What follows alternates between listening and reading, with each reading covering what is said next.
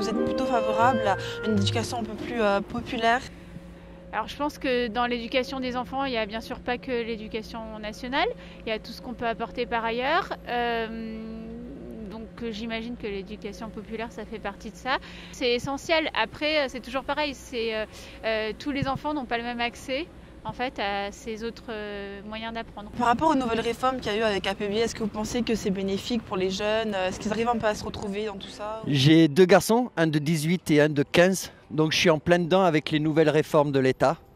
Et que ce soit les profs ou que ce soit les parents, on n'y comprend rien. Avec les histoires d'options, de faire les choix pour la première et après en terminale enlever un choix et en garder. Enfin, je ne comprends pas les gamins comment ils peuvent se diriger dans un avenir clair, quoi. Alors je suis pas tellement au courant de l'ensemble des réformes qu'il y a eu récemment. Je pense que l'éducation nationale c'est essentiel parce que c'est la seule possibilité de donner la même chance à tous les enfants. Mais qu'elle doit avoir vraiment pour objectif de tirer tous les enfants vers le haut en tenant compte de leurs différences à chacun. Surtout mon deuxième qui est le plus concerné, ouais. Lui, il vient de rentrer en seconde et on lui demande de faire des choix et après on lui en enlève un. Il a fait une option de 3e langue qu'il apprend qu'au bac, ce sera peut-être pas utile, le japonais. J'ai un beau-frère qui est prof. Donc je vois un peu comment ils sont traités eux aussi.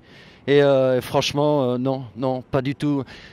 Alors je pense qu'il y a des améliorations positives, notamment dans le fait de mieux prendre en compte les enfants qui sont différents, qui ne rentrent pas dans le cadre.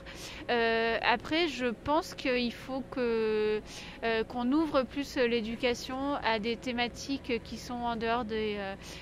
alors les savoirs primaires sont essentiels, mais je pense que c'est bien aussi d'essayer d'ouvrir les enfants vers d'autres formes. Justement, vous évoquiez la culture ou l'art ou le sport. Je pense que c'est des choses aussi qui sont essentielles pour devenir un adulte équilibré et que ça devrait être peut-être introduit de manière que les programmes devraient plus en fait utiliser des modes d'apprentissage qui s'appuient sur justement l'art, la culture, le sport, d'autres formes d'apprentissage. Je suis tout à fait favorable à ce genre d'éducation. Ça laisse peut-être un peu plus de choix aux jeunes et c'est vrai que ça peut coûter peut-être un peu plus cher aux parents parce qu'il y a des écoles qui, quand on ne suit pas la voie de l'éducation nationale, il faut payer, hein, puisque donc c'est privé, ou alors il y a des associations aussi qui peuvent être sympas, mais au niveau éducation, ouais, si on veut vraiment être content, il faut aller dans le privé. Il faut payer, quoi, en fait.